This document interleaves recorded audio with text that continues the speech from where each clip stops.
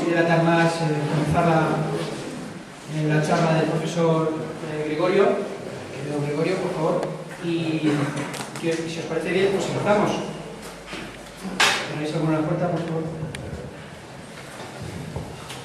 Bueno, continuamos con nuestro ciclo de conferencias. Hasta ahora han pasado por él Juan Carlos Monedero, que nos instruyó sobre la necesidad de iniciar un proceso constituyente que acabe con la degradación política que venimos sufriendo. Prueba de ello es el progresivo descenso de apoyos del binomio PP y PSOE, que conforman una casta política que pasa de las responsabilidades de gobierno a los consejos de administración de las principales empresas del país. También hemos contado con la presencia del profesor Ariel Jerez. En su exposición, el profesor Jerez demostró la relevancia de los movimientos sociales en la democratización social y lo importante que son para provocar cambios de pensamiento que desembocan en modificaciones legislativas de mayor o menor calado. Es necesaria más que nunca la unidad ciudadana para reclamar lo que legítimamente le corresponde. Una institución democrática que vele por los intereses de la mayoría y no de una minoría conformada por lobbies empresariales y financieros. No es de extrañar que ambos coincidieran en ciertos aspectos durante su exposición. Todo proceso de cambio pasa necesariamente por desmitificar la transición como modelo de democratización tras casi 40 años de dictadura y en recuperar el sentido de clase de los trabajadores. El ansia de democracia supuso una evolución de pensamiento que desembocó en el alejamiento de los principios ideológicos de izquierda y en la fractura de la misma en diversas corrientes. Esto ha permitido a la derecha adjudicarse el rol de defensora de los intereses de la clase obrera y el progresivo distanciamiento de la ciudadanía de la realidad política, presa de unos representantes más preocupados por su futuro tras las cargas de gobierno. Es significativo que tanto Felipe González como José María Aznar formen parte del Consejo de Administración de Gas Natural y Endesa, respectivamente, empresas que ambos privatizaron y que hoy, alejado de las responsabilidades de gobierno, reciben los réditos de aquellas decisiones que beneficiaron a la clase acomodada de este país. La renovación de los actores políticos, cada vez más sensibles a la voz de la calle y la aparición de otros nuevos, son prueba de que algo está cambiando. No en vano, debemos tener cuidado y aprender de los errores del pasado, pues este descontento social puede encumbrar movimientos de corte fascista, como ya ocurriera en Alemania con Hitler o como sucede hoy en Grecia con el Amanecer Dorado. Quienes trabajamos en la organización de este ciclo estamos convencidos que la respuesta a esta situación de crisis no puede ni va a venir solo desde la izquierda. Son necesarios movimientos sociales y mareas ciudadanas, estudiantes, jubilados, amas de casa, en definitiva, todos los colectivos que hemos sufrido una merma en nuestros derechos como consecuencia de esta crisis, provocada por la mala gestión de banqueros y que pagamos entre todos, traspasando deuda privada a deuda pública, lo que ha significado la ruina del país.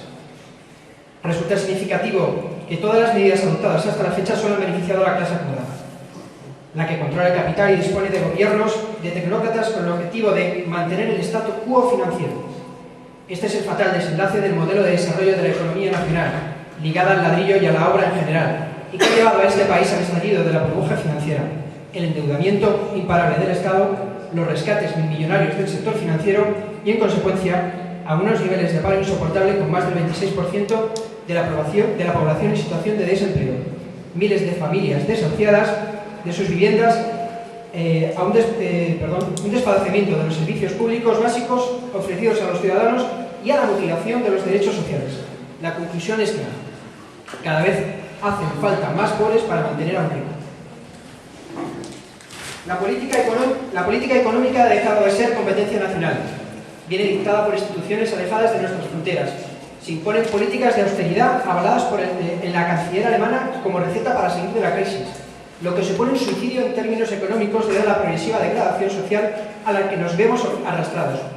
Nos dicen que el objetivo es hacer nuestra economía más competitiva y volver cuanto antes a la senda del crecimiento.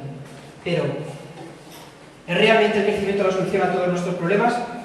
¿Es lícito pensar que esta crisis es consecuencia de la reducción en las reservas de combustibles fósiles? ¿O por el contrario, se debe al incremento en el coste de extracción de los nuevos yacimientos? ¿Ha llegado el momento de desarrollar las energías renovables o estas no son suficientemente eficaces para satisfacer la demanda? Es patente que la cada vez mayor sobreexplotación de los recursos naturales, producto del desaforado crecimiento de la población y consumo, es incompatible con el medio ambiente. palabras de nuestro invitado, se hacen necesarios otros estilos y formas de vida que compatibilicen la satisfacción de las necesidades humanas básicas con la conservación de los recursos naturales. Todas estas preguntas y alguna más estamos seguros que serán respondidas hoy por el profesor titular de la Universidad de la Facultad de Ciencias Económicas y Profesionales de Albacete, don Gregorio López Sam, que además es coordinador del Consejo Científico de ATAC España. Sus estudios giran en torno a 4 líneas de investigación: economía y política del medio ambiente y los recursos naturales, desarrollo rural, cooperación internacional para el desarrollo, política y participación ciudadana. Su labor en el Consejo Científico de ATAC consiste en proporcionar elementos que son importantes para elaborar el discurso y las alternativas que se proponen desde la organización y funcionar como nexo de unión con la sociedad, explicando de forma clara y sencilla el funcionamiento de los mercados y de las instituciones que los controlan, para a través de su conocimiento podamos entender de los asuntos financieros y sus posibles soluciones, y no solo a un selecto grupo de tecnócratas del ámbito del capital, como nos quieren hacer creer. Bueno, yo he terminado mi exposición, que no era otra más que introducir al profesor y el aforo es todo suyo. Muchas gracias.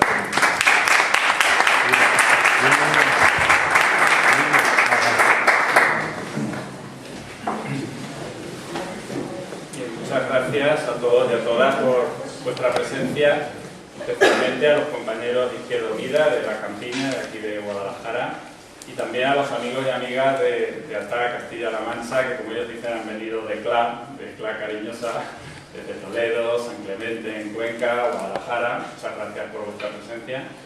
Y nada, vamos a intentar pensar juntos, abrir vías de reflexión, porque todo lo que está ocurriendo en los últimos años no es ya cosa de expertos y de personas que están muy puestas en determinados asuntos técnicos. Eso es lo que nos quieren decir, cómo nos quieren engañar, pero todos y todas sabéis que esto ya nos toca a todo el mundo muy de cerca y cada uno de vosotros y de vosotras tenéis vuestra opinión. La que yo voy a poner aquí sobre la mesa, lo quiero decir bien claro, es mía, personal. Eso no quiere decir que yo esté dentro de un colectivo como ATAC, también esté dentro de otro colectivo como Ecologistas en Acción, como cualquiera de los que estáis aquí, ¿verdad? Estáis en diversas organizaciones y asociaciones, pero en este caso no os descubro nada nuevo si digo que dentro de nuestro colectivo ATAC, que tiene un montón de grupos por todo el Estado español, pues hay diversos asuntos en los que no hay de momento una posición común. Sabéis que la gente de izquierdas somos muy fina en esos temas, es difícil que seamos todos voces que vayamos al unísono, y es bueno, como bien sabéis, que tengamos pluralidad. Eso sí, que luego sepamos encaminar fuerzas para conseguir los objetivos que beneficien sobre todo a los más desfavorecidos. Por lo tanto, que quede bien claro, lo que yo voy a plantear aquí son ideas, reflexiones que uno tiene después de tiempo, leyendo, estudiando, viviendo, en definitiva, como seguro que vais a tener vosotros cuando veáis las cosas que yo os planteo.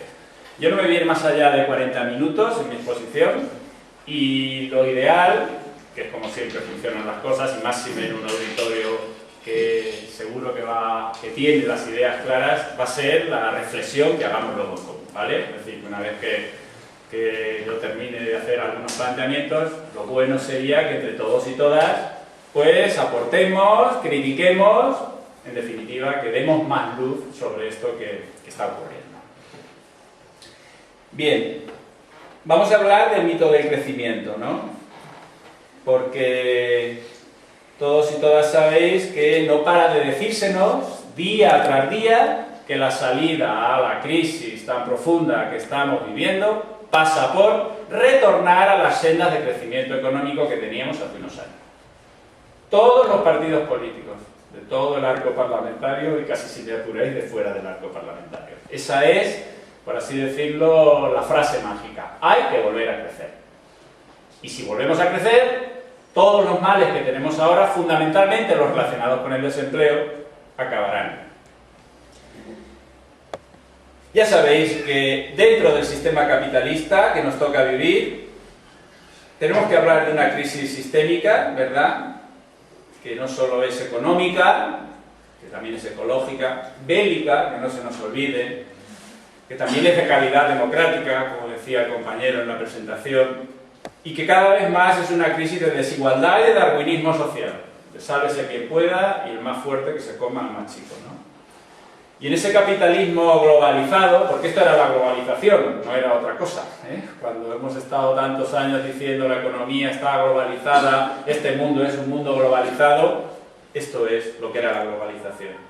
Plantea de manera incuestionable el crecimiento económico continuado.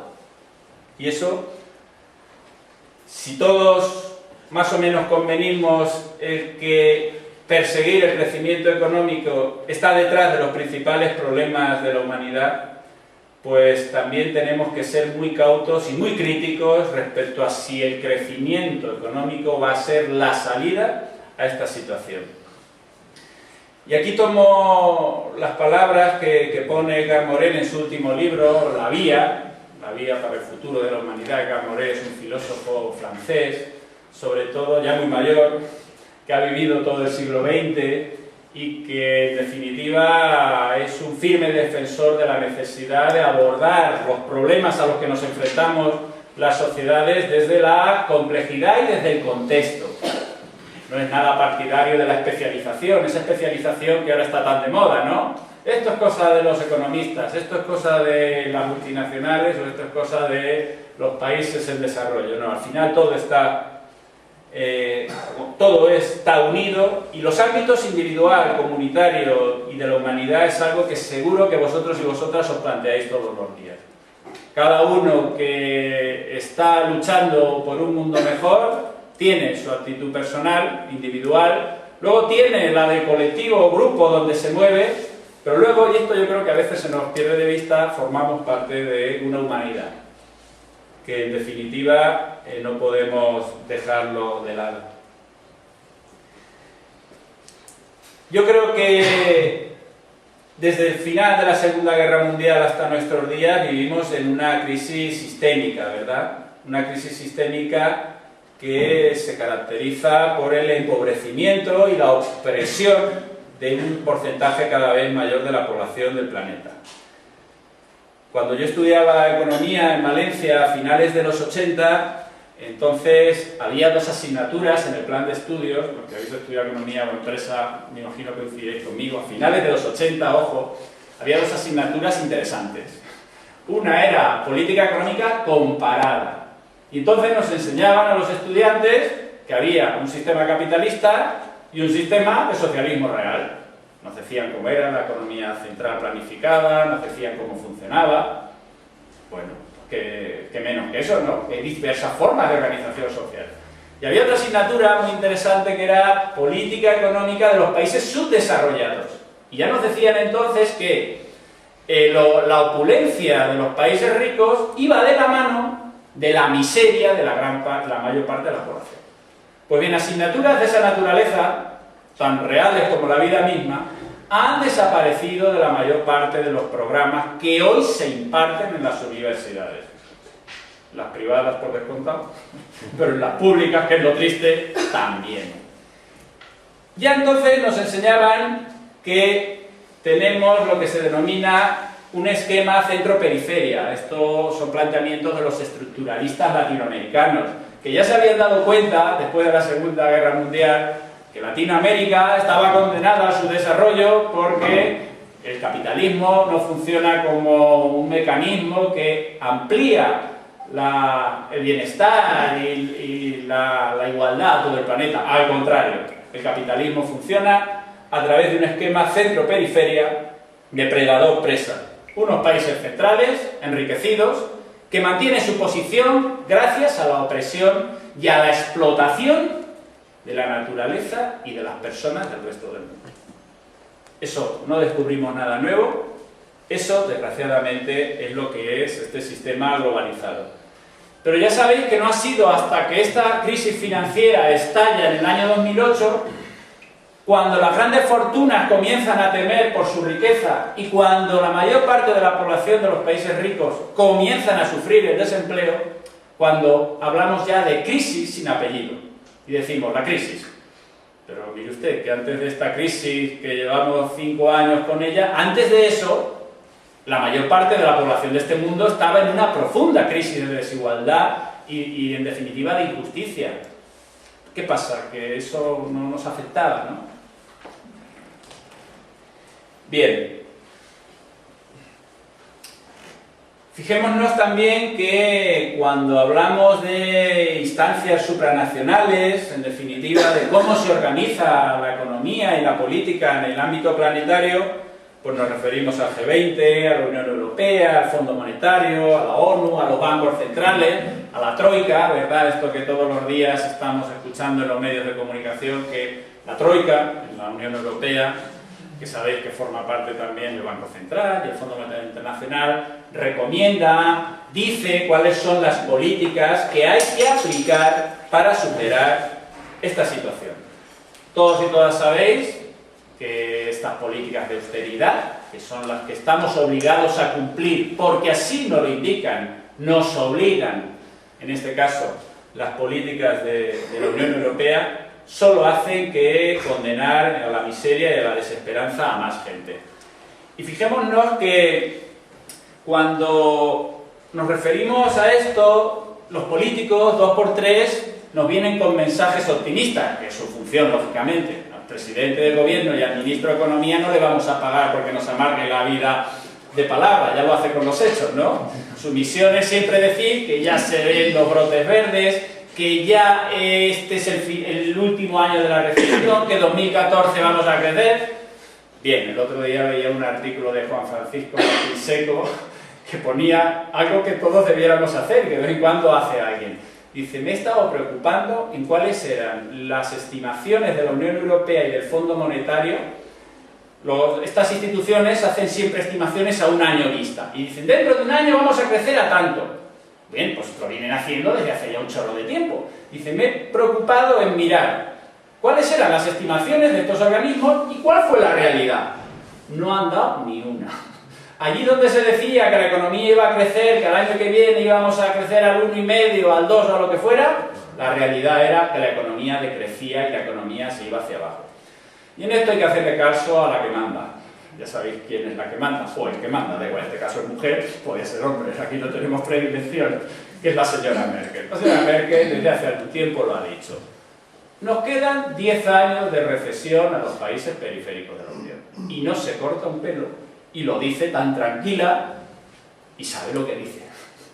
Evidentemente, a nosotros nos intentan vender que esto es transitorio, que ya se empieza a ver luz y todo lo demás. Bien,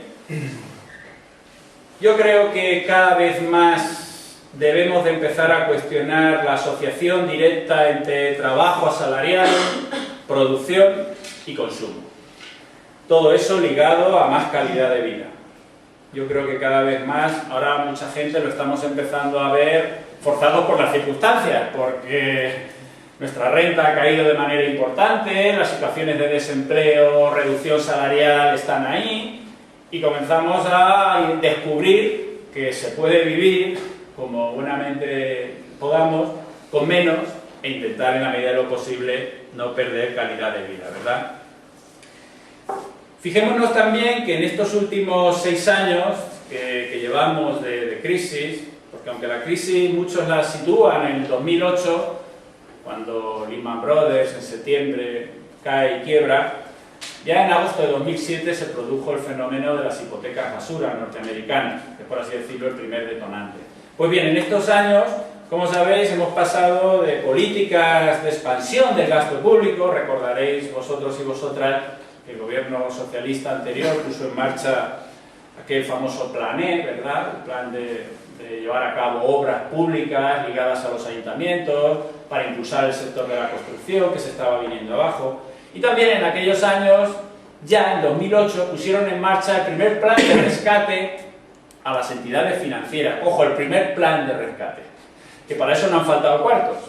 Después de la quiebra que se produce en 2010, cuando ya se inician las políticas de austeridad, hemos tenido 4 reformas financieras. Y ojo, todas las reformas financieras que se han hecho en este país, que han sido de gran profundidad, todas han llevado dinero público a manos llenas. Ya sabéis que no hay dinero para un montón de cosas sociales que todos estamos sufriendo, pero sí la hay para el tema financiero. Ya es notorio, ya es público, hasta el propio Fondo Monetario Internacional lo reconoce, que la austeridad genera un círculo vicioso que deprime la economía y dificulta la salida de la crisis. Lo han reconocido abiertamente. El Fondo Monetario dijo este tiempo atrás: nos hemos pasado. ¿Qué quiere usted decir? Pues sí, que no habíamos previsto que si cae el gasto público, eso luego tiene un efecto depresivo sobre la economía. Claro, si empiezan las administraciones públicas a despedir personal, a reducir las políticas sociales a la dependencia, a la educación, a la sanidad, todo eso hace que se genere un efecto negativo que sigue llevando abajo a la economía. Y lo ha dicho el Fondo Monetario Internacional, ojo, que no es nada sospechoso de ser aliado en este caso del rojerío, ¿no? El G20 en 2010 lo decía: hay que mantener las finanzas públicas solventes, pero luego dice: pero cuidado, que si somos muy estrictos en unas finanzas públicas solventes, al final el crecimiento se viene abajo. Bueno, entonces, ¿en qué quedamos? ¿Hay que ser austeros o no hay que serlo? De momento, como bien sabéis, hay que seguir siéndolo, aunque no haya ninguna esperanza de que por ahí se vaya a salir. Y aquí es donde viene el planteamiento de quiebra que yo quiero plantearos con esta exposición. Porque cuando hablo del mito del crecimiento me estoy refiriendo a que es, como dice la palabra, un mito. Es algo que creemos que es así, que es lo que hay que hacer, es algo que en general está bien arraigado en toda la sociedad, que hay que crecer si queremos salir de esta. Pero seguir creciendo o intentar volver a crecer como lo hacíamos antes tiene una serie de problemas que no podemos obviar y que tenemos que reflexionar sobre ello. Yo creo que al crecimiento económico se le atribuyen determinadas cualidades, excelencias que realmente no tiene. Y por eso cada vez más se habla de conceptos como el de crecimiento, como el buen vivir, la satisfacción austera de las necesidades básicas. ¿Por qué? Porque nos damos cuenta que detrás de la opulencia de la minoría de la población de los países ricos, detrás y de la mano, está, en definitiva, la miseria de la mayor parte de la población mundial. Todos y todas sabemos que las pautas de consumo, de producción y de crecimiento que tenemos en los países enriquecidos no son trasladables al resto del mundo, porque no hay recursos y, en definitiva, porque no es posible en términos materiales ni energéticos. Por lo tanto, todo el tiempo que estemos tardando en seguir reservando la parte más gorda del pastel para una minoría es, además de injusto, es al final también insostenible. Esto es muy importante, lo que quiero trasladar ahora, porque esto es ahora mismo un debate que en el ámbito de la izquierda se está produciendo y que creo que en los próximos tiempos va a ir a más. Yo no pongo en duda, y todos y todas coincidiréis conmigo, que para salir de esta situación en la que estamos ahora, que está caracterizada por un elevado desempleo y por una pérdida de derechos sociales a la mayor parte de la población, las políticas keynesianas, o también conocidas como políticas socialdemócratas, en definitiva, políticas redistributivas y de impulsar el gasto público, esas permiten salir de esta situación de desempleo y, en definitiva, de desmantelamiento de lo público. Vamos a ver, es lo que se dice constantemente. Cuando la crisis del 29 del siglo pasado, al final se tuvieron que aplicar políticas expansivas de gasto público. Porque cuando estamos en una situación en que la actividad privada, la actividad empresarial, está absolutamente bajo mínimos, no tiene ninguna expectativas positivas, no hay, en definitiva, impulso. Y por lo tanto, la política keynesiana se ha caracterizado por que el Estado tire de la economía en los momentos en que la iniciativa privada no lo hace. Justamente en estos momentos estamos actuando al revés, por eso ocurre lo que decíamos antes. la actividad económica va a menos, el decrecimiento económico se agrava y por lo tanto la situación también lo hace. No cabe duda de que estas políticas keynesianas serían más convenientes para salir de esta situación de desempleo, pero yo aquí tengo 4 preguntas que entiendo que el crecimiento no va a resolver. Y entiendo que estos 4 problemas que planteo aquí son cosas que debe abordar nuestra sociedad. La primera va de la mano de que el crecimiento permitiría erradicar la injusticia social. Todos y todas sabemos que en los últimos tiempos, en todos los países capitalistas, la brecha de la desigualdad ha crecido. Ha crecido de manera aberrante. No solo dentro de nuestras sociedades, sino en relación con los países más empobrecidos. Todos y todas sabemos que el crecimiento, desgraciadamente, no ayuda a reducir la desigualdad. Todos y todas sabemos también un segundo problema. El crecimiento no ha ido de la mano de democracia de alta intensidad. Democracia basada en la participación directa y en la autogestión. Porque es incompatible. El capitalismo, como bien sabéis, se basa en la concentración de poder en sectores económicos que cada vez están en manos de grandes empresas y por lo tanto no les viene bien, no quieren ni oír hablar de participación ciudadana y de control democrático. Ese es uno de los eslogan que tenía nuestra organización ATAC allá por el año 98. Control ciudadano de los movimientos de capital. Claro, cuando en 2008 todo se viene abajo, la gente dice, anda, estos de ATAC, pues llevaban razón. ¿Cómo se nos ocurrió dejar sueltos a los capitales a lo largo y ancho del mundo? Mira la que han montado. Todos y todas lo sabemos. Cuando al poderoso y al fuerte se le deja rienda suelta, la pagan los débiles que están alrededor. En el tema de los movimientos de capital, tal cual lo estamos diciendo. La tercera cuestión, ¿el crecimiento económico va a evitar el colapso ecológico en el que ya estamos metidos? La crisis energética y la crisis ligada a la emisión de cada vez mayores residuos al planeta va de la mano de la producción y del consumo. Todo crecimiento económico basado en lo convencional, es decir, en más producción, más utilización de energía y más generación de residuos, es incompatible con la vida en el planeta. Y ya lo estamos viendo. Ya lo estamos viendo. Todos los fenómenos ligados a los procesos de cambio climático, a la contaminación creciente, al acaparamiento de tierras, que todos y todas sabéis es una situación que es absolutamente brutal e injusta. Y luego la cuarta, que es más filosófica si queréis, pero no menos importante. ¿Realmente el crecimiento mejora nuestra salud física, mental y espiritual? Pues seguro que no. Seguro que nos damos cuenta que la prevalencia de enfermedades mentales en la actualidad es mayor que en toda la historia de la humanidad. ¿Qué le pasa a una sociedad donde la mayor parte de la gente, una buena parte de la gente, tiene problemas para ser feliz en definitiva? Cuando se hacen los estudios y se dice ¿quién es más feliz? ¿La gente que vive ahora en nuestro tiempo o nuestros abuelos de hace 50 años? Pues todos y todas os podéis imaginar por dónde van los resultados, ¿no? ¿Qué quiero decir con esto? Que el tema de los valores es algo que el capitalismo ha borrado de un plumazo, centrándose solamente en lo relativo a la ganancia del capital.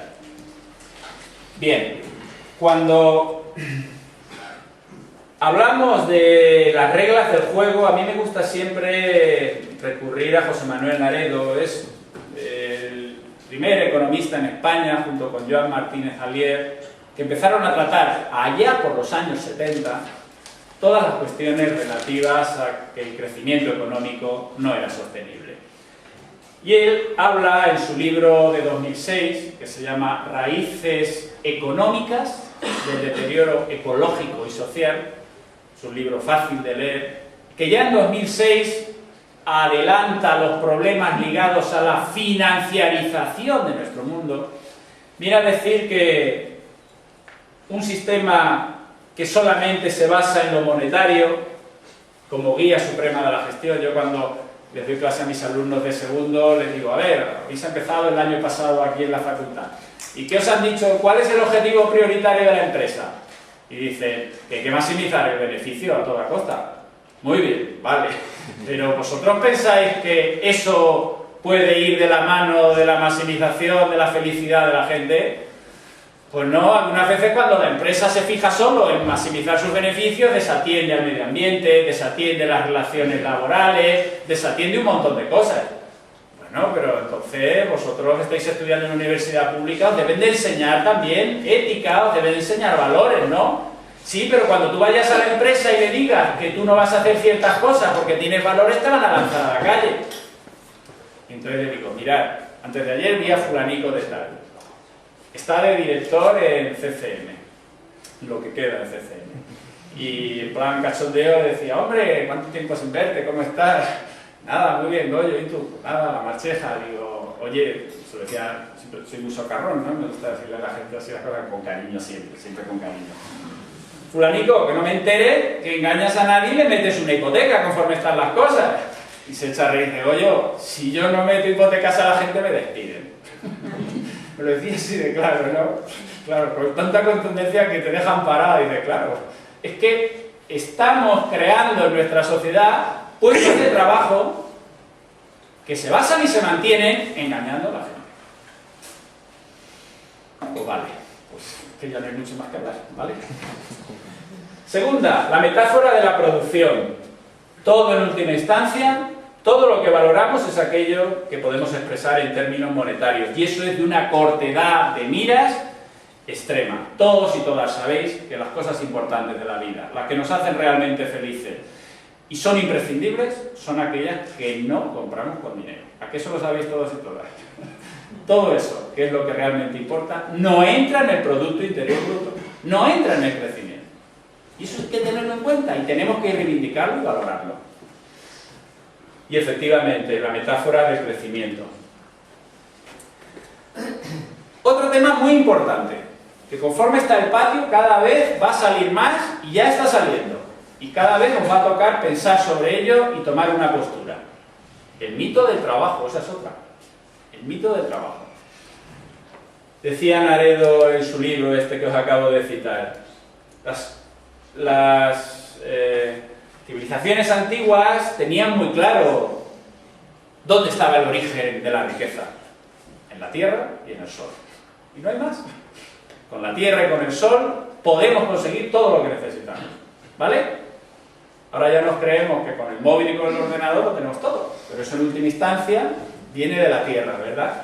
Y decía, al final eran casi relaciones místicas que hemos perdido de reconocer el valor de la naturaleza. Nuestras sociedades se han desvinculado de reconocer que la naturaleza es el origen de la vida y creemos que en el supermercado es donde se producen todos los alimentos, ¿no?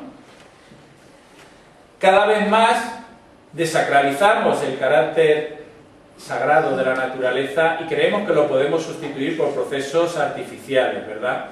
Y creemos que el trabajo es lo más importante.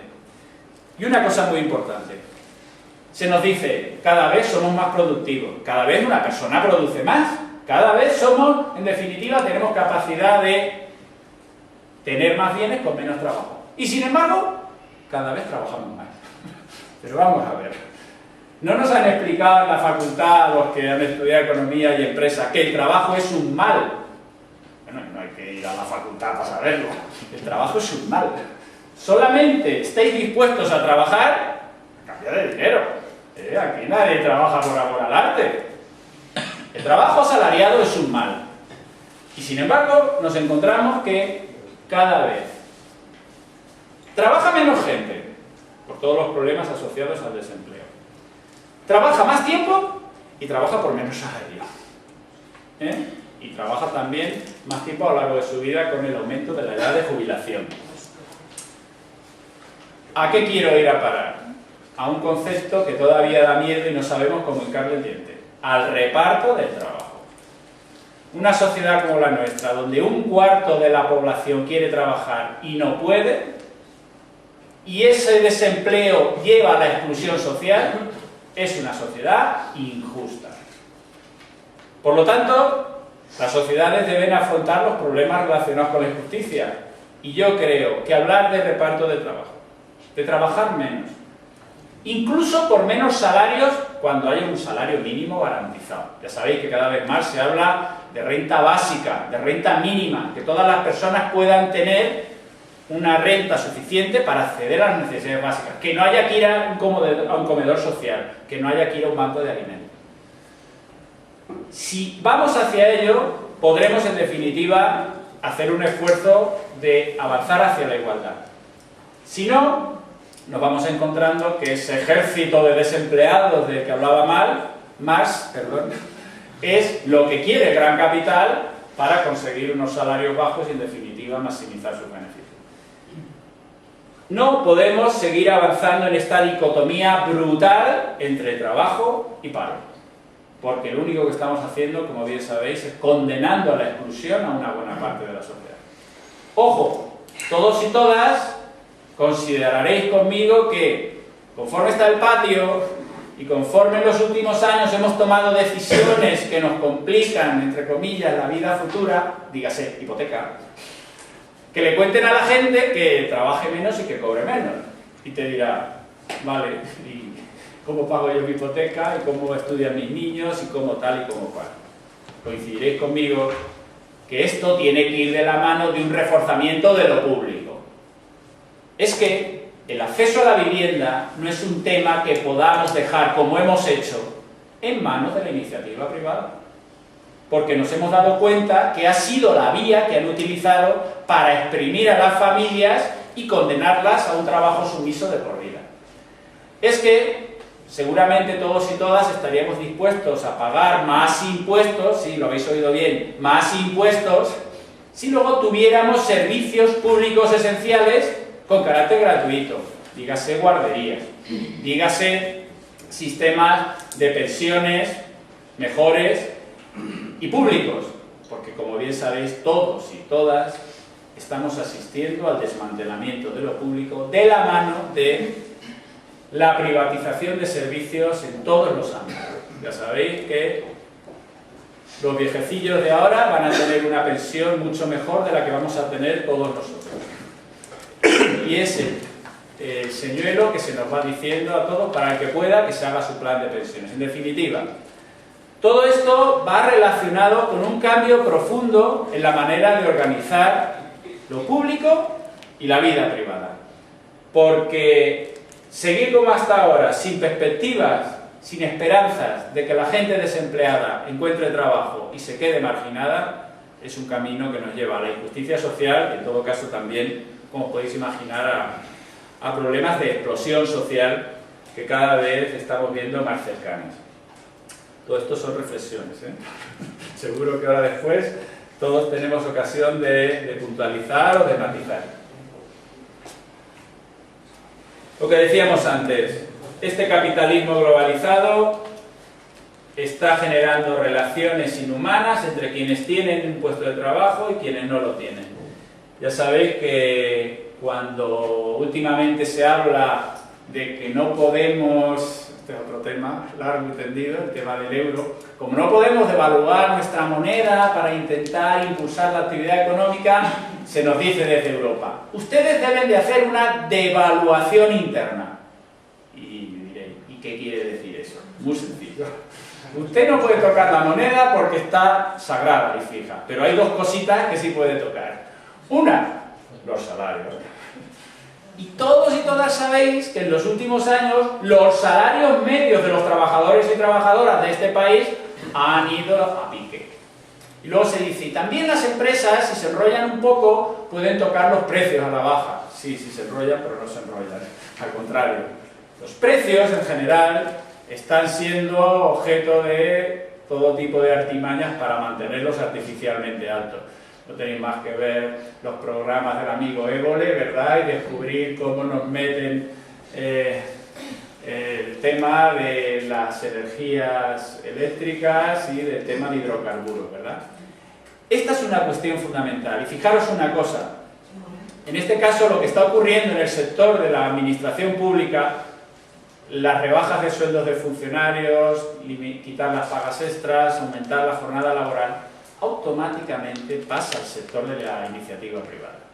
Porque cuando se comienzan a negociar convenios en el ámbito privado, lo típico, y más si ahora con la reforma laboral, que ya los convenios son a nivel de empresa, pero bueno, a los funcionarios ya se les ha quitado pagas y vosotros vais a hacer más.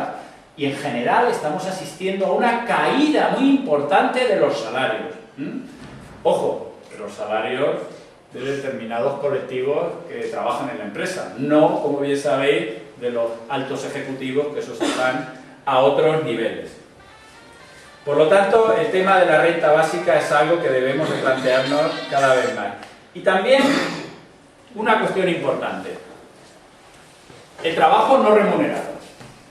Si hablamos de que puede ser conveniente valorar y tener en cuenta una reducción de la jornada de trabajo, eso no quiere decir que la gente vaya a estar rascándose en su casa.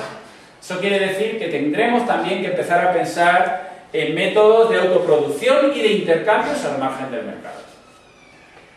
Insisto, eso no quiere decir que haya actividades que ahora mismo, ya sabéis que en el sistema capitalista el salario es alrededor de lo que gira todo el sistema. La gente trabaja, la gente gana y la gente consume. Y todo lo que necesita una persona, lo material, lo consigue a través del salario. Tenemos que empezar a descubrir que hay cosas materiales que necesitamos las personas, alimentos, cositas de bricolaje, que podemos empezar a generar nosotros mismos y a intercambiar en cercanía y fuera del mercado. Y eso cada vez se está ocurriendo más. ¿Por qué está ocurriendo? Porque la gente no tiene otra alternativa.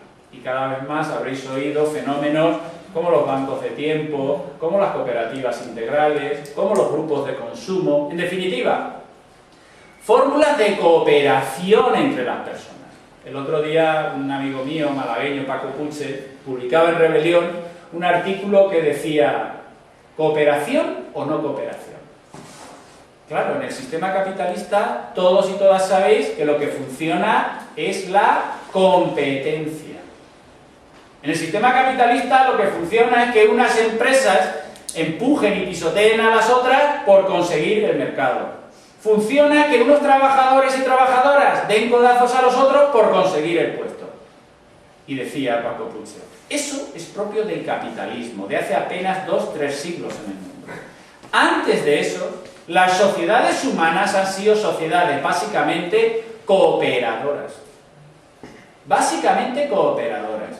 Y si os encontráis, si veis, no hay que irse al principio de los tiempos, hace apenas 50 o 60 años en el medio rural, nos encontramos que las familias se ayudaban mutuamente en las tareas del campo, en las tareas típicas de la vida cotidiana.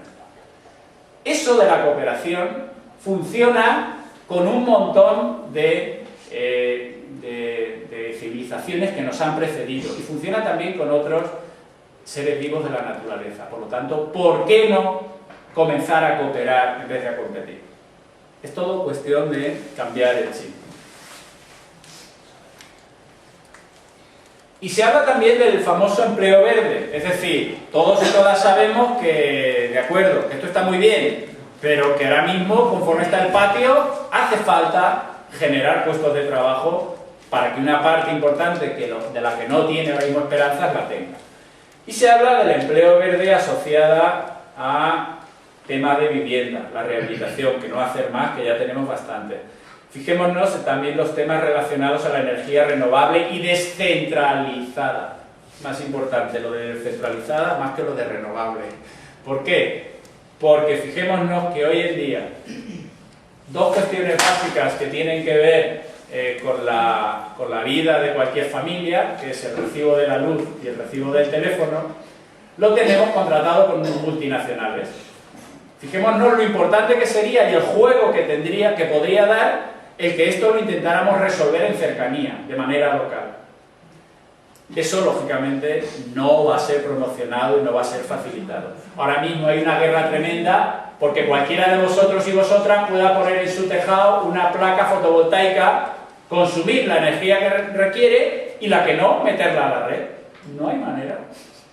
No hay manera, porque podéis imaginar que las grandes compañías que viven de venderos electricidad no entran ni en la de tres.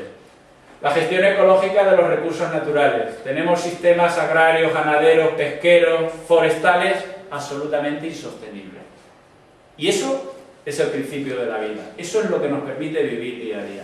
Ahí existe un margen tremendo para comenzar a hacer las cosas de manera. Sobre el transporte no os voy a contar nada que no sepáis. Y en definitiva, la relocalización de actividades en el territorio.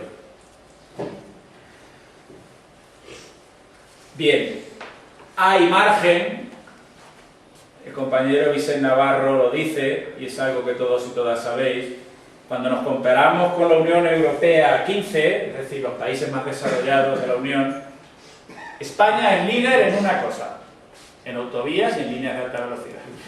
Superamos la media europea en esos ámbitos, y ya sabéis lo que dice el refrán, si por un lado coges mucho, otro lado lo tienes desatendido. ¿Cuál es el lado desatendido? Educación, sanidad y servicios sociales. Ahí estamos por debajo de esa media.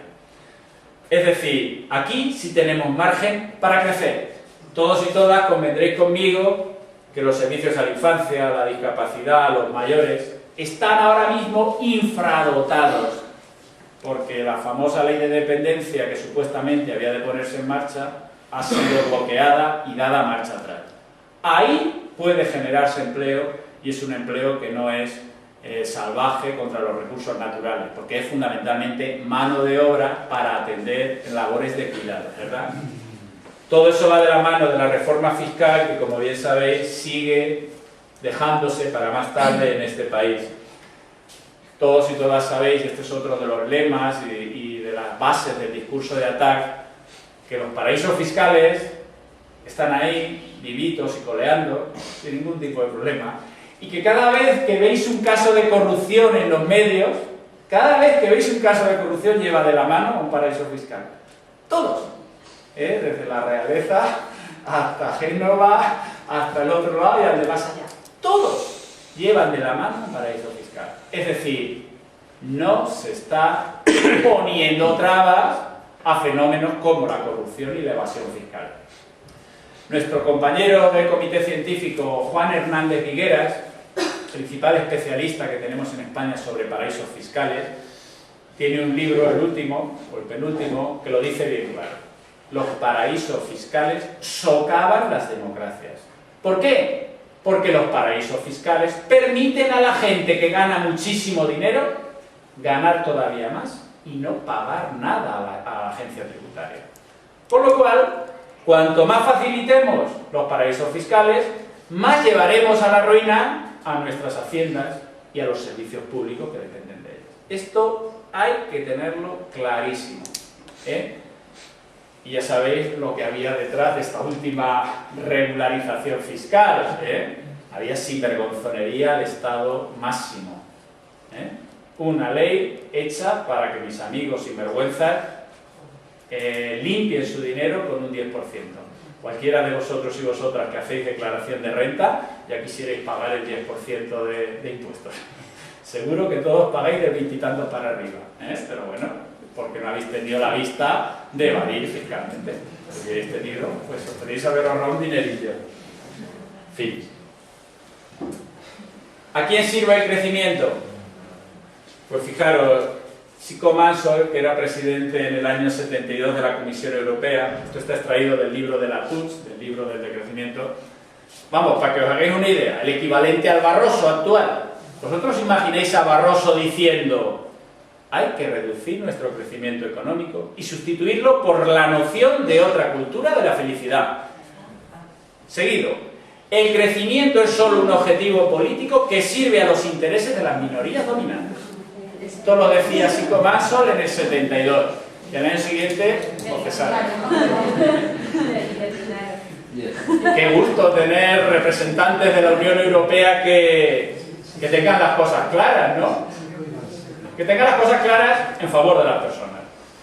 Pues bien, como sabéis, hoy día la Unión Europea que tenemos es un engranaje más, un mecanismo más para amordazar a las personas, para liberar al gran capital y en definitiva para llevarnos al colapso. Con esto termino, quedan unas transparencias más, pero ya es el tiempo. En este sentido, lo que ahora mismo estamos viviendo en Europa es un punto de inflexión, que llamamos. Todos y todas, yo recuerdo cuando hace 4 o 5 años empezaba a compartir charlas como esta ahora con vosotros, siempre acababa la charla y uno levantaba la mano y decía: oiga usted, ¿y esto cuándo va a acabar? Siempre preguntaban esto. Y yo les decía: mire usted, bueno, nos tuteábamos, mira, nunca le preguntes a un economista cuándo va a acabar esto, porque no tienen ni idea. Y si predicen algo, siempre se equivocan. Por lo tanto, los economistas y la gente que se dedica al ámbito no tienen ni idea. Entonces, todo va a depender de hasta dónde se deteriore la situación y hasta dónde la efervescencia social comience a subir. Todas y todas coincidimos que en estos últimos años la situación se va deteriorando, la movilización social va subiendo, estamos ahí en un momento crítico, complicado, ha habido conatos de que parecía que esto iba a dar un giro social, el 15M, el 25S, la cosa se calma un poco, ahora ya llega el buen tiempo, hay esperanzas de que la gente vuelva de nuevo a la calle. En definitiva, que cada vez más nos damos cuenta, y esto ya hilo y termino con el tema de los países periféricos de la Unión Europea, ya sabéis que cariñosamente los ingleses nos llaman los cerdos, los pigs, Portugal, Irlanda, Grecia, Italia y España. Hoy por hoy, desgraciadamente, los países que peor lo están pasando en la Unión no están plantando cara. Plantar cara significa decir: no asumimos esta política, que van contra nuestra gente, que van en definitiva a explotar y a joder al más débil. Solamente vamos a admitir políticas que en definitiva rompan y nos permitan salir de la desigualdad. Ya sabéis que cuando hubo pequeños conatos de que Papandreou en Grecia iba a consultar a su pueblo: ¿queréis esta política o no la queréis? 2 días duró el referéndum. Rápidamente hubo una intervención, un golpe de Estado en toda regla, y se puso a otro presidente. En Italia lo mismo, las últimas elecciones italianas son la mar de interesantes, ¿no? Unos resultados que no hay por dónde cogerlos, no sabemos qué va a pasar, pero que nos dan esperanzas a que, bueno, si hubiera un frente común de los países del sur pidiendo a la Unión Europea una unión verdaderamente fiscal. ¿Qué significa una unión fiscal? Que si hay zonas del territorio que lo están pasando mal, hay que ayudarles y hay que echarles una mano a salir de ahí. No hay que seguir picando en el pozo y llevándolos hacia abajo. Esa es ahora mismo la situación en la que se encuentra Europa y España dentro de ella. E insisto, yo creo que la salida a esta situación, creyendo de nuevo a ciegas que hay que crecer y crecer y crecer, es una salida en falso que nos lleva a un nuevo zapatazo ecológico y social. Y la otra opción pasa por un cambio profundo, por un cambio sobre todo de participación y de calidad democrática. Y de que los colectivos y grupos que tienen claro que otro mundo es posible no pueden esperar a que ese otro mundo sea definido por un nuevo gobierno que salga cuando se puedan ganar o no las elecciones. Ese nuevo mundo tiene que empezar a salir ya de la gente que se organiza y se pone a trabajar de otra manera. En 2 ámbitos. En el ámbito de la cercanía y, ojo, en el ámbito político, claro está.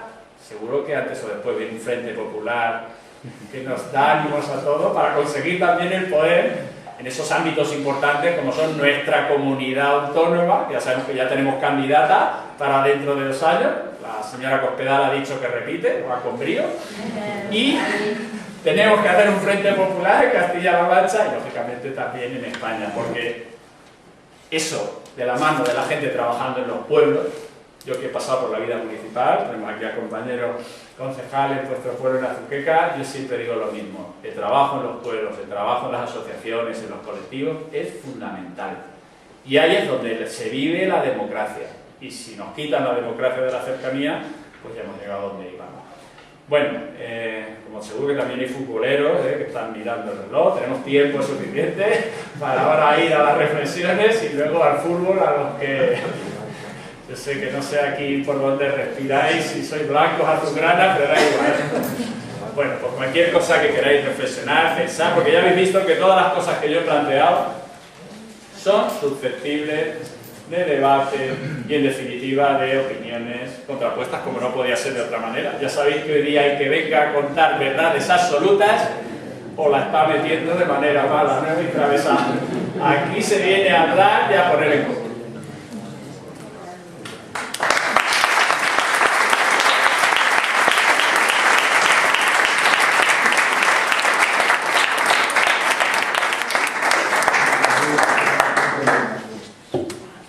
Pues la compañera por aquí, y yo me quedo, como se me da esto bien, de rápidamente organizo.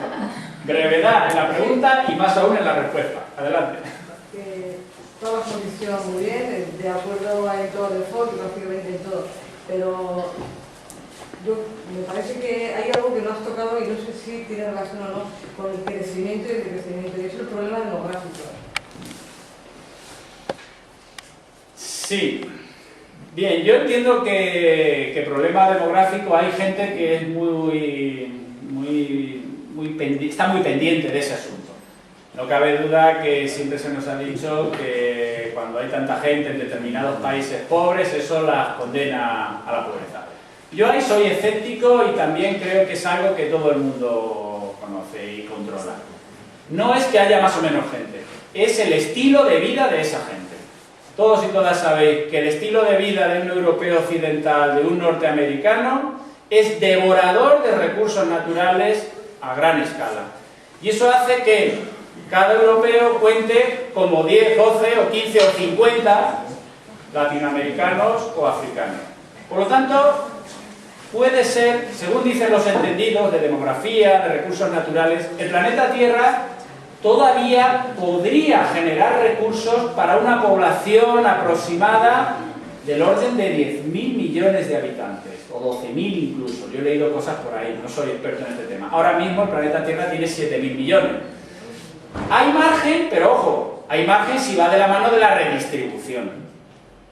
Esta mañana habréis oído en los medios de comunicación una noticia que tiene mucho fundamento, aunque de momento la han parado. El alcalde de Nueva York ha prohibido las comidas ricas en azúcares y en grasas. Dice, esto es negativo para la salud de las personas, lleva toda la razón. Pero además de negativo para la salud de las personas que viven allí, todas las dietas supercarnívoras que tenemos en el primer mundo son antisociales e injustas, porque requieren controlar una cantidad enorme de tierras allende los mares.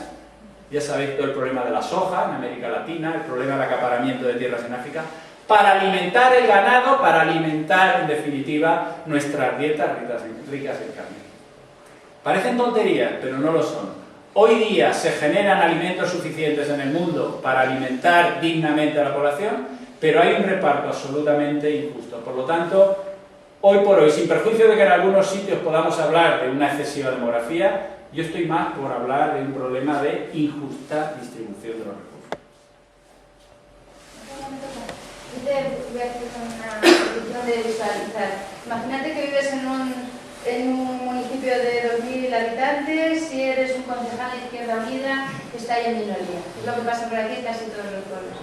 Hay un concejal de Izquierda Unida y en casi todos gobierna el PP. ¿Cómo organizarías este trabajo?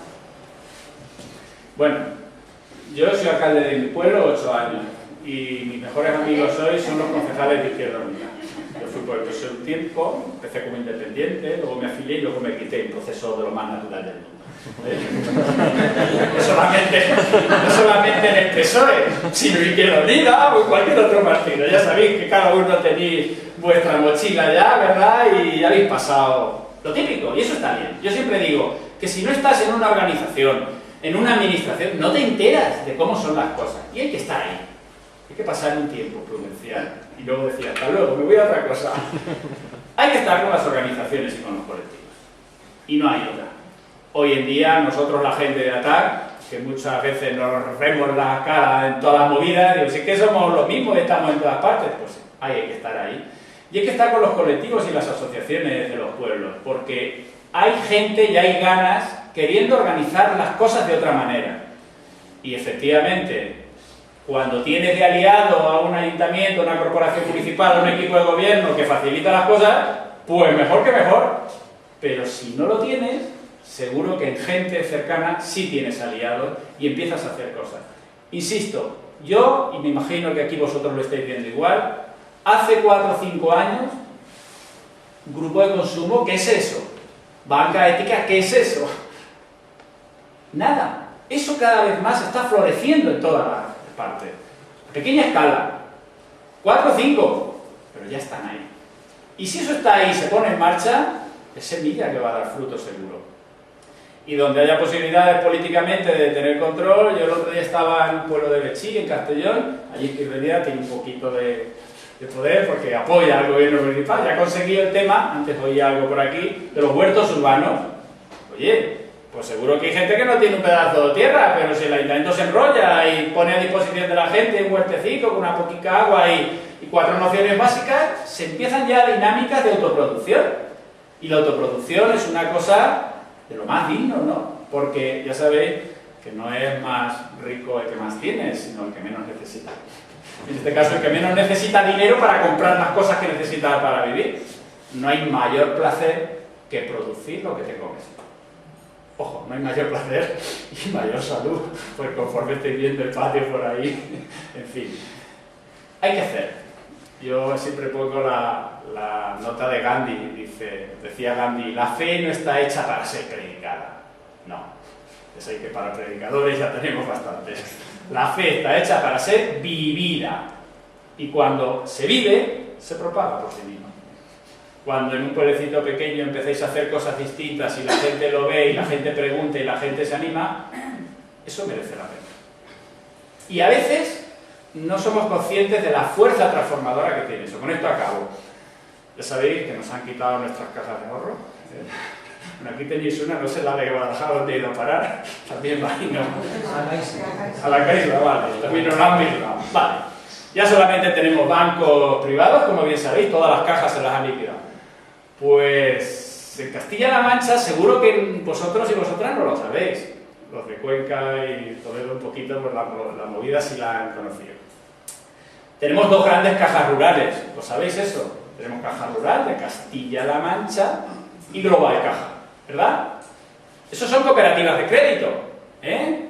Una cooperativa de crédito significa que hay socios que montan una entidad financiera. Bueno, pues existen esas 2 grandes y estamos 3 pequeñitas por ahí, moscas cojoneras. Yamalea, Casas y Valle y Mota del Cuervo. 3 cajas rurales que no tienen más de 1000 socios, que son entidades que en todos estos años donde han cerrado el grifo completamente los bancos, estas pequeñas cajas locales han seguido apoyando y han seguido estando ahí, sin especular y cercanas a la gente. El año pasado nos tiraron los tejos, como Dios manda. Caja Rural de Castilla-La Mancha decía, hombre, estas cajas pequeñitas de aquí, de la punta esta de Albacete, pero no os dais cuenta que vais a estar mejor si venís con nosotros. Y nosotros decíamos, que no me quieras tanto, quieres ver mejor. Ha habido un debate muy importante en estas cooperativas porque había intereses contrapuestos. Había cierto ámbito de los consejos rectores que decían, vámonos, que con estos grandes vamos a estar mejor. Y decíamos, mira, metí lo de Bankia, lo de CCM, lo de más allá. Todo lo que estamos viendo es que lo grande es más antisocial y nos lleva a la ruina. Y hemos logrado movilizar a la gente y hemos dicho alto, nuestras cajas rurales son locales y son para nuestro pueblo. Eso parece una tontería, pero tiene sentido porque la gente, cuando logramos transmitirle ilusión por cosas cercanas, al final engancha. Y no hay que desmoralizarse, las cosas salen. Ahora, sin saberlo, el amigo Pedro de San Clemente dice, oye, coño, que estamos montando un grupo de consumo aquí. Pero no me digas, pues ya está, vamos a empezar a colaborar con nosotros los de Manchera, los de más allá y los de acá. Y la gente está empezando a organizarse de otra manera. Y todo el tiempo que tardemos en no organizarnos es tiempo perdido. En mi opinión.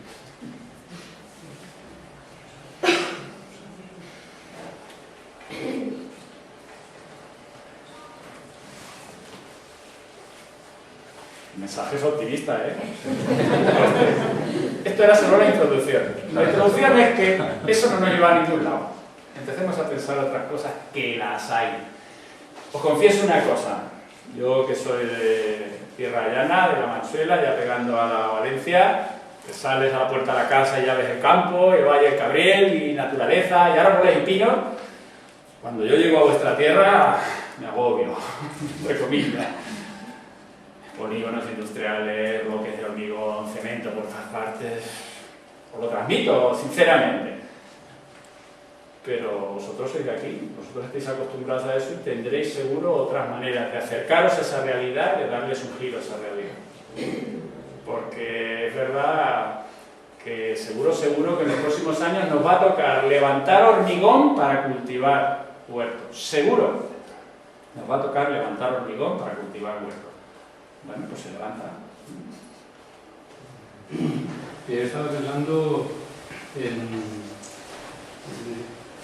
planteado la cuestión de pensar o recuperar viejas formas, y yo he hecho algo en falta, por ejemplo en este pueblo o en general en todos estos pueblos, es tratar de recuperar un poco los mercadillos, el intercambio.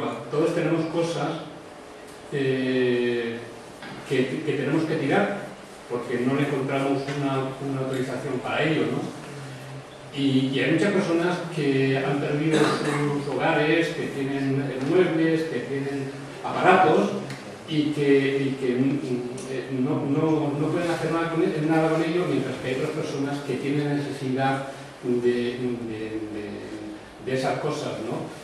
Y yo pienso que sería quizás interesante, por ejemplo, aquí en Azuqueca, plantearse la posibilidad de que, por ejemplo, los sábados se pudiera crear un mercadillo no comercial, sino un mercadillo ciudadano para que la gente pudiera intercambiar cosas, ¿no?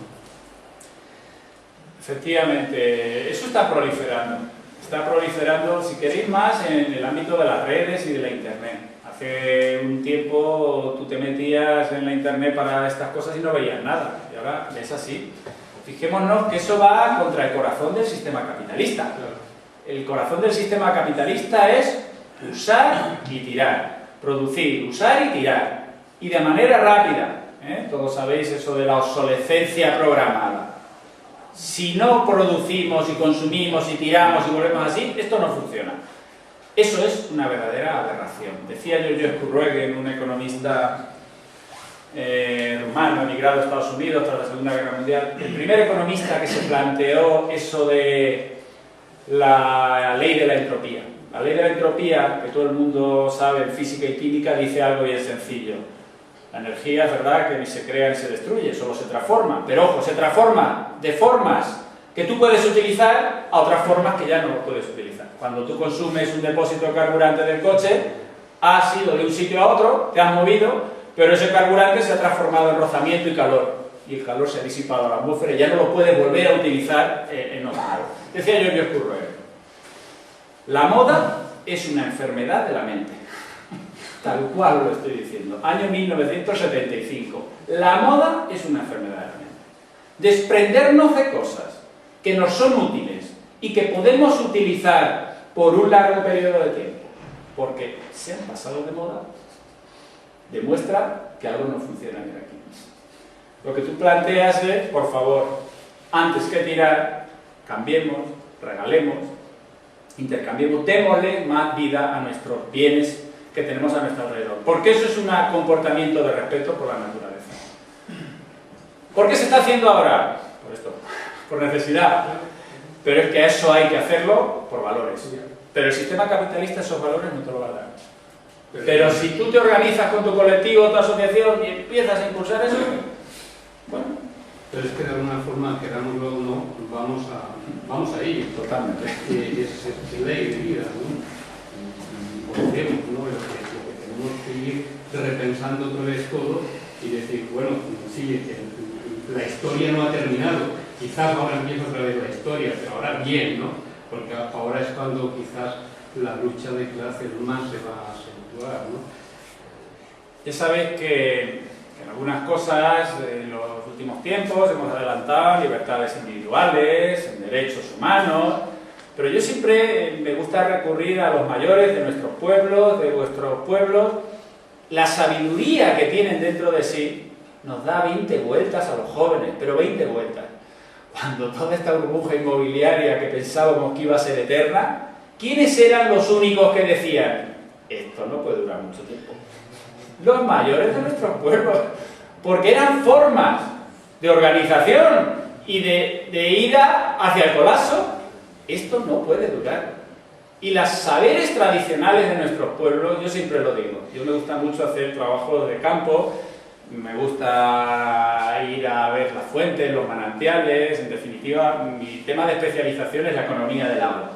Y entonces, de toda la vida tengo predilección por este tema. Y yo, la gente más sabia que he conocido, no está en una cátedra de universidad ni en el Parlamento. Es el pastor de cada pueblo. Y la señora mayor que lleva la huerta de cada pueblo. ¿Por qué? Porque esa gente sabe y puede vivir sin depender de nadie. A todos nosotros y nosotras nos meten en una huelga de transporte, nos vacían el supermercado y decimos, ¿y dónde comemos? Parecen tonterías si no nos las planteamos. Hombre, eso no va a ocurrir. Las personas que pierden de vista el verdadero origen de la vida y en definitiva de las necesidades básicas, somos muy tontos y muy cerrados. Y yo creo que los saberes tradicionales de los quienes estuvieron antes que nosotros nos pueden ayudar mucho. Habréis visto esta entrevista que le hacen a José Luis San Pedro, el follonero, tendrá ya año y medio o así. La entrevista esta que le hace, que le dice el follonero, oiga usted, ¿y esto de la austeridad? Menudo rollo, nos están machacando. Y dice San Pedro con criterio, dice, es verdad, la austeridad cuando te la imponen, te cabreas y te jode un montón. Pero si la descubres, te enriqueces con ella, y tú vas porque crees en ella, te libera. Yo sé que el punto medio es difícil, pero la austeridad asumida y bien entendida con otras cosas de la vida importantes, te libera. Lo que pasa es que... Sí, que me gusta. Ya que habéis visto la economía sobre el agua, yo vengo de hace poco de Alcalá de Henares, de la Comunidad de Madrid, sé cómo está ahí el agua. ¿Cómo ve usted la previsión en Castilla-La Mancha sobre el tema del agua? Porque la Comunidad Valenciana, que ha sido productor, yo no he visto en mi vida tantas empresas de agua como la Comunidad Valenciana, que piden agua para regar. Por eso me gustaría saber cuál es su opinión sobre un Castilla-La Mancha, si puede llegar un momento de tapar, enseñar unas cosas y por detrás hacer cooperativas y crearlo con el agua, como han hecho por ahí, en otros sitios. Bueno, este es un tema largo, sobre el que he escrito mucho y no vamos a aburrir al personal, pero te diré básicamente una cuestión. Yo creo que con el agua estamos en unos discursos y unos mensajes absolutamente para la galería.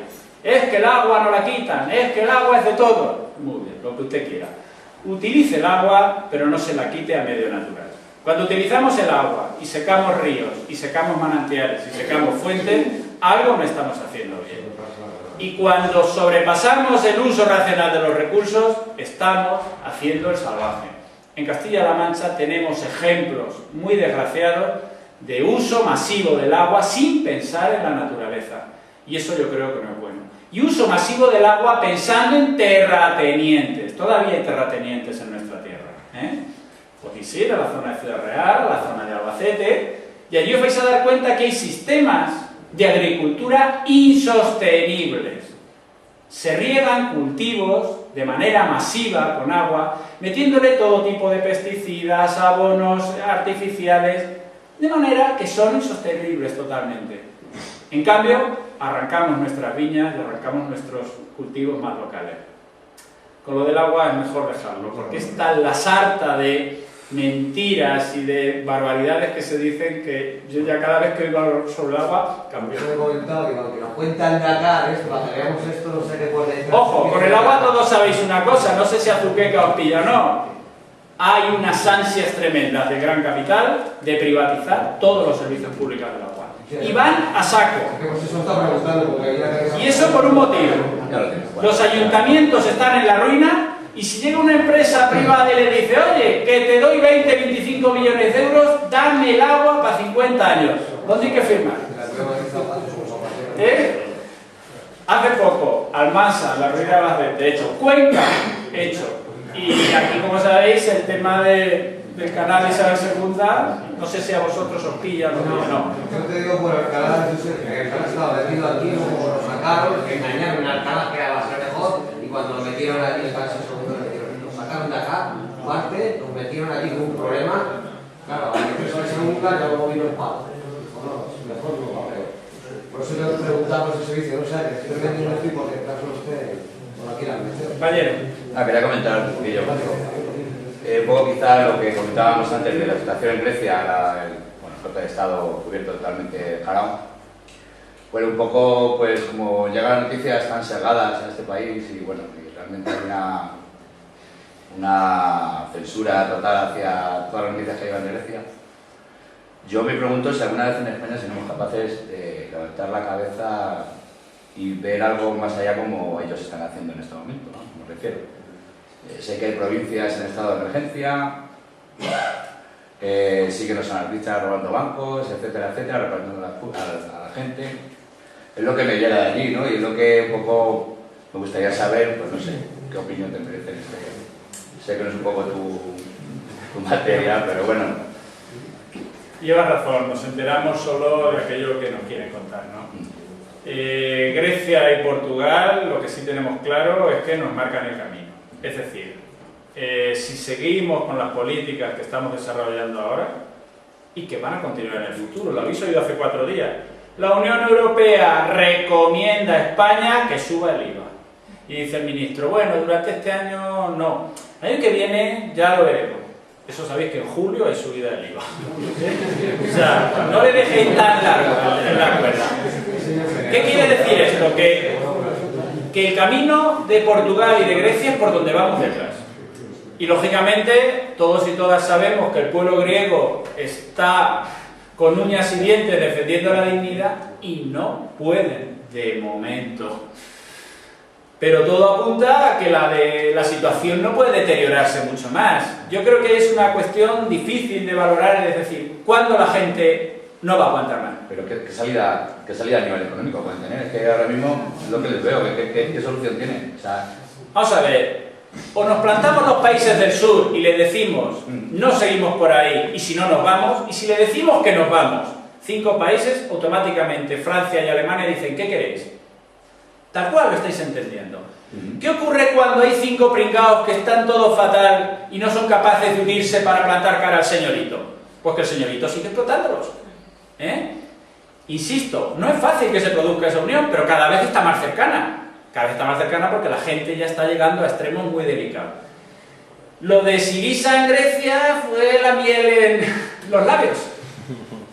A última hora no pudo ser. Pero todo apunta a que si ahora se produjera ya podría ser. Fijaros lo de Italia, no hay por dónde cogerlo. El grillo este coge planteamientos del movimiento slow decrecentista. Coge planteamientos en favor de la internet gratuita para todos. Bueno, pues es verdad que es muy populista, con muchas cosas de ramalazos fascistas, pero algo está explotando, ¿no?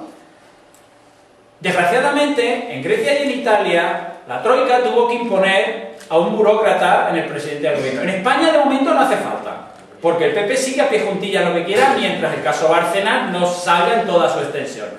Todos confiamos en que el caso Bárcenas ocurra lo que tiene que ocurrir, es que salgan todos pitando porque se descubra lo que todos sabemos, y haya elecciones anticipadas, y entonces la cosa ya puede tener otra pinta. Si hay un frente... Semana Santa, dime.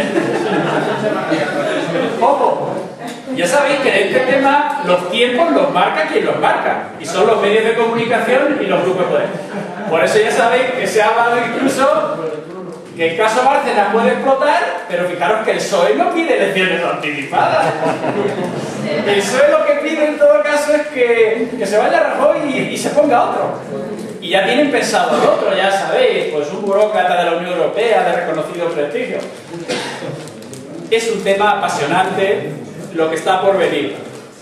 Y a veces las cosas pueden venir más rápido de lo que parece, ¿no? Pueden venir más rápido. Se viene cierto que muchos estamos diciendo, pero ¿qué pasa? Si se van a ir de rositas con esto del Bárcenas. ¿O no? Bueno. Pero luego está el Frente Popular. Sí, lo que ocurre es que, bueno, yo realmente viviendo movimientos sociales, como lo digo, gente comprometida es muy difícil conseguir, ¿vale? Porque con esos millones de parados, me parece mentira que estemos moviendo nada más que la gente que nos está moviendo, ¿entiendes? O sea, solamente con ese movimiento me parece suficiente para empezar a hacer algo. Es un buen caldo cultivo, pero realmente la gente no reacciona. O sea, está la sopa agua de los... Vamos, es que tengo casos, ¿no? O sea, gente que me llega... Bueno, yo estoy en la plataforma aceptada por la hipoteca, gente que nos llega en situaciones realmente espeluznantes y no son capaces ni de luchar por sus propios derechos. Pues es cantidad de... es bastante... es un poco significativo de lo que está ocurriendo realmente en España, ¿no?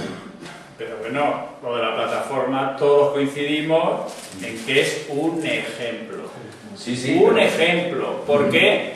Porque habéis conseguido lo impensable. Sí, pero aún así lo que te quiero decir es que es un poco... O sea, es como luchar, sí, que es una lucha muy bonita, estupendo, o sea, estamos todos muy orgullosos de lo que estamos haciendo, pero sí nos encontramos todavía aún hoy en día con esta problemática, ¿no? Que es demasiado dura a veces, ¿sabes? Para los que estamos dentro de la plataforma, porque no lo entendemos. No sabemos cómo manejarla. Es complicado. Muy complicado. Pero bueno. Compañero, quiero hablar. Cuando habéis referido al reparto del trabajo, me ha venido a la mente rápidamente lo de los mini-jobs. No sé si tiene que ver algo con esto o... Vamos a ver. Esta pregunta salió también en Granada el otro día, porque alguien dijo, reparto de trabajo y reducción de sueldo. Oiga usted, que hay mucha gente que tiene un sueldo muy bajico ya, y si se le rebaja el sueldo no llegan a nada, y lleva razón, asumir, digo, lleva toda la razón. Tenemos que asumir que la reducción de sueldo, que tiene que llevar aparejada cierta reducción de trabajo, hay que modularla, y todos y todas sabéis que en este país hay sueldos que están muy disparados en determinados ámbitos, y otros que son absolutamente de miseria, ¿no? Entonces, va de la mano de una reducción de horas de trabajo, incluso de salario, pero ojo, de un reforzamiento de lo público que te permita tener garantizadas tus necesidades básicas fuera del mercado. Ahora mismo nos están empujando a que necesidades fundamentales como la educación, la sanidad y los servicios sociales vayamos al mercado a por ello. Nos están empujando. A eso tenemos que negarnos.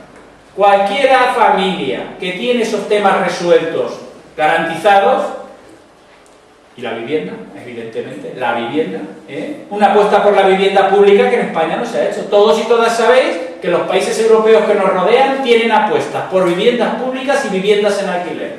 Aquí hemos apostado por una burbuja de la vivienda. Eso trastoca las economías de un montón de familias. Las trastoca y las hace que no puedan entrarles en la cabeza que sus salarios pueden verse reducidos.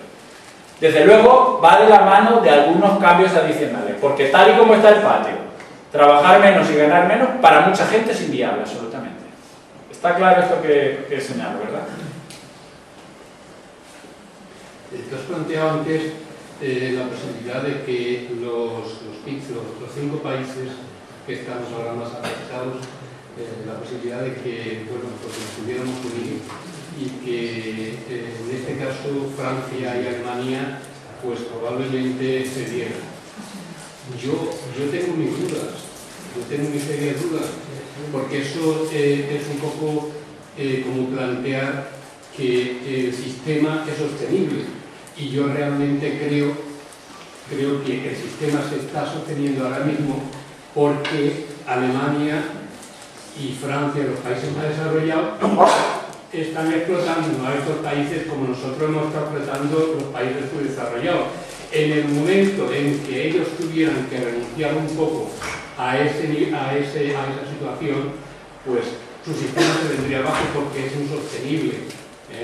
Con lo cual yo creo que la cosa es mucho más grave o esperanzadora para un posible cambio. Muy rápido. Esto va de la mano, lo de plantarse va de la mano de no pagar la deuda. ¿Qué va de la mano? Una cosa con otra. Porque ahora mismo el argumento para recortar es que lo primero es pagar la deuda.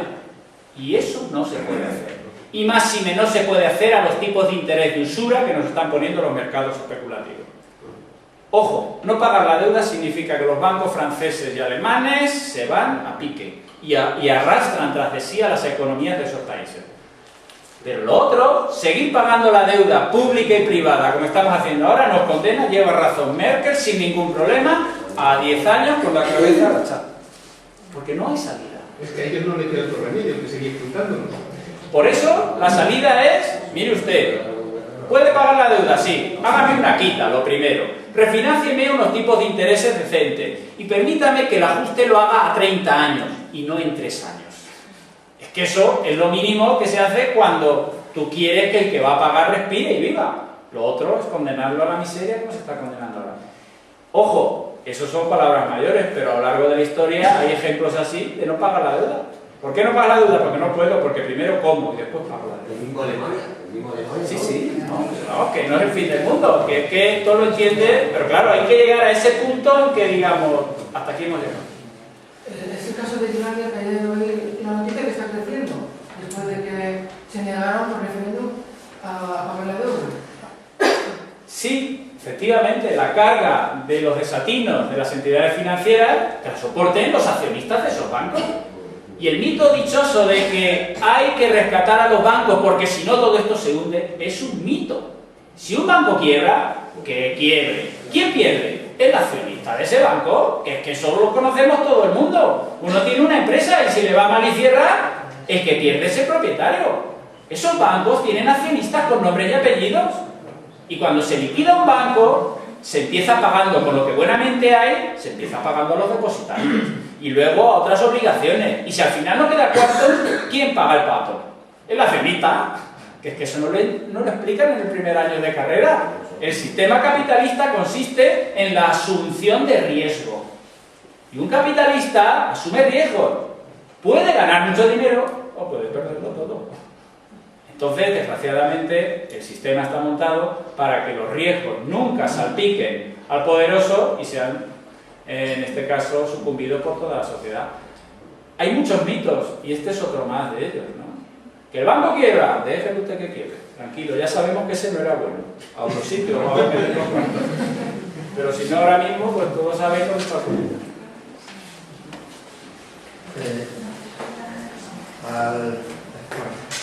El tema, así como muchas cosas de la realidad sobre esto, ¿no crees tú que ahora mismo el gobierno de aquí, lo que está si no está, porque yo creo que lo que está planteando es como muy lógico, ¿no? Está sirviendo para hacer una serie de reformas que a ellos les viene bien, dígase apoyar a la Iglesia para controlar la educación, dígase la sanidad pública y todo eso, o sea que de alguna manera hay como una cierta maldad en el sentido de que saben que lo que nos están haciendo que es imposible que lo paguemos, ¿no? Todos estos estudios de la deuda que es imposible, que se va agrandando y no, como nos explicamos, de interés de atrás, que está ahí. Y entonces están aprovechando para destruir un tejido social, ¿no? Que probablemente se tenía que haber hecho en estos años anteriores, pero que, bueno, mira, nuestra reflexión.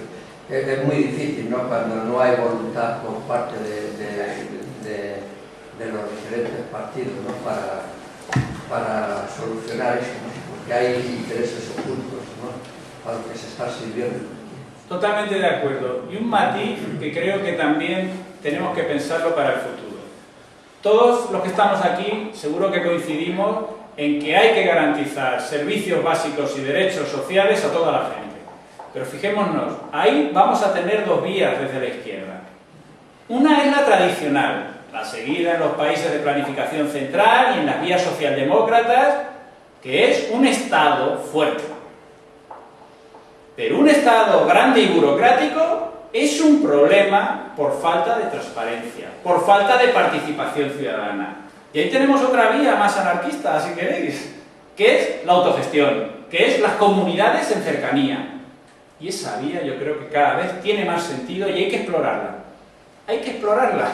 Porque cuando la ciudadanía renuncia a participar y a controlar las instituciones públicas, la ruina está servida. Si no estamos muy pendientes de todo aquello que nos va la vida, al final nos la enriedan. Ahora mismo ya se están dando esas fórmulas de autogestión, se están dando a la fuerza, porque están viendo que el Estado está escapándose por todas partes y está dejando de cumplir sus obligaciones. Pero si queremos recomponer lo público, esta es una vía que no se nos puede olvidar. Grandes organizaciones y administraciones públicas son susceptibles de una gestión y un control ciudadano. ¿Entendéis lo que digo, verdad? Compañero, que... Yo he dejado al compañero aquí de una exposición. ¿Cómo se puede, ustedes economistas, cómo se puede bajar un déficit público cuando tú estás cortando público, la educación pública, y estás poniendo leyes que permitan subvenciones a colegios de Opus Dei donde están separando niños con niñas? ¿Cómo se puede hacer eso? Concertados encima que están contra la Constitución y aparte la ley nueva de colegios de Opus Dei separando niños con niñas puesto por el Estado. Ya sabéis que gestionar lo público es tener prioridades, ¿verdad? Ya sabéis que a la hora de recortar a saco, ya sabéis todos que postulados de muchos colectivos es que, mire usted, ¿por qué en vez de tanto recorte no piensa subir los ingresos públicos? Que hay margen, ojo, no friendo impuestos a la clase baja y media, no, fijándose en las grandes fortunas, en las grandes empresas, en los grandes bancos. Vale, no vamos a entrar en eso. Pero la otra opción es, yo tengo que recortar, pues claro, lo tengo bien claro. Lo que quito son las subvenciones a sistemas, ojo, a sistemas de provisión de servicios que van por lo privado. Te voy a poner ejemplos. Tú seguro que no tienes plan de pensiones, yo tampoco. Pero si lo tuvieras, te desgravarían la Hacienda. Eso...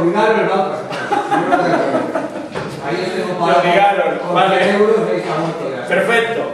Pero eso, si tú siguieras metiendo dinero ahí, te desgravaría. Mire usted, que queréis tener un plan de pensiones privado, perfecto, ves al banco y te lo hace. Pero ni un beneficio fiscal por ello. Eres libre de hacerlo, pero no tienes que pagar menos impuestos. En 4 días, acordaros lo que os digo, en 4 días, ahora mismo porque el patio está fastidiado, las compañías de seguros médicos van a pretender lo mismo. Van a animar a la gente a que se saque su seguro médico privado. Y para que la gente entre, ¿qué le van a decir? Esto desgrava. Paga un seguro médico privado, cuando llegue la declaración de la renta, desgrava. La deducción en médicos privados, creo, no. En los planes de pensiones sí, pero en los seguros médicos no. En las sociedades médicas puedes, sí, o sea, lo puedes garantizar, no puedes desgravar, pero o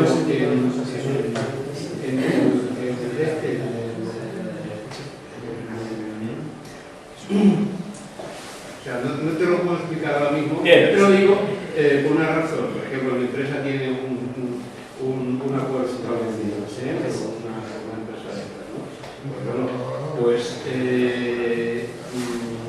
lo que te puedo decir es que, por ejemplo, si cuesta 100 euros, nosotros, o sea, no te puedo explicar los detalles, pero nosotros estamos pagando 75.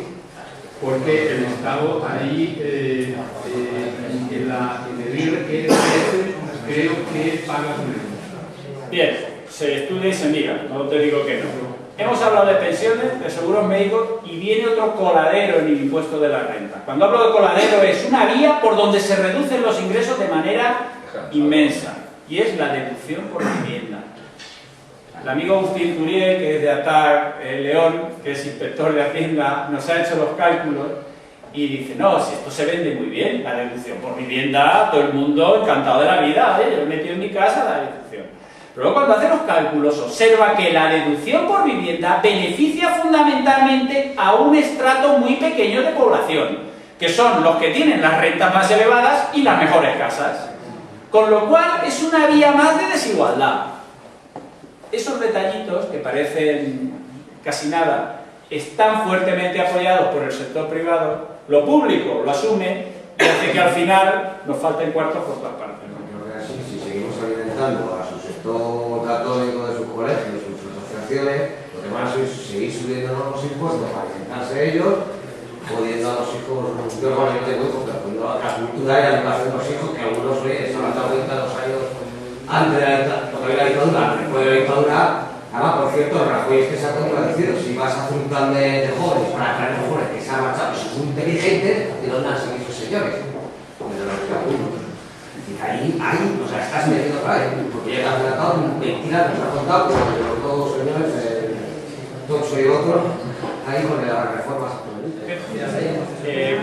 Bien, había dos preguntas rápidas.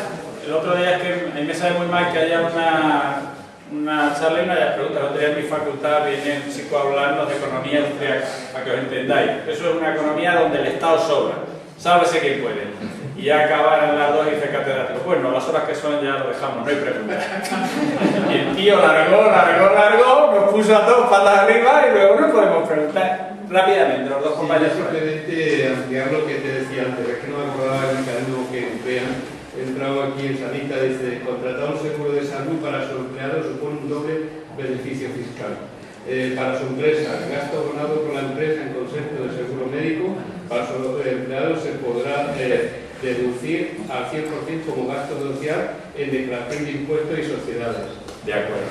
Y luego, para sus empleados, no tendrán la consideración de rendimiento en especie, las primas o cuotas, de una forma, o sea que eso ya no es renta y esa es la ventaja fiscal. Pero ya se está. Está claro. Es otra forma de evitar. ¿No ves?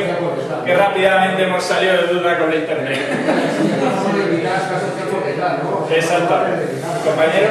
Bueno, cogía, tiene que ver un poco con lo que estaba diciendo antes, pero que cogía un poco lo que estaba diciendo antes. Yo tengo la suerte de estar viniendo últimamente con los chicos del 15 de aquí de Azuqueca. Estamos en Guadalajara un poco debilitados y bueno, lo que está diciendo este compañero, sí, yo siempre me hago la duda, ¿no?, de que mientras estamos discutiendo pequeños matices, otros nos están dando por saco, ¿no?